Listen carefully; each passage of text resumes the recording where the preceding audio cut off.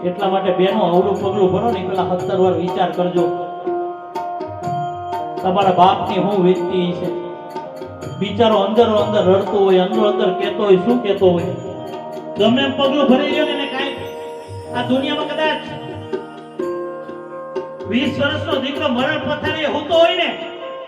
ત્યારે બાપને આંખમાં આંસુડો ન આવે પણ જ્યારે દીકરી સાસરે જતી હોય ત્યારે બાપની આંખ ભીની થઈ જતી હોય આ સંસારની અંદર બાપ બે વાર રડે આ સંસારની અંદર બાપની આંખમાંથી બે જ વાર આંસુડા આવે એક દીકરો તરછોડી દે ને પપ્પા તમે મારા ભેગા નહીં તેથી બાપ આ દુનિયાથી હારી જતો હોય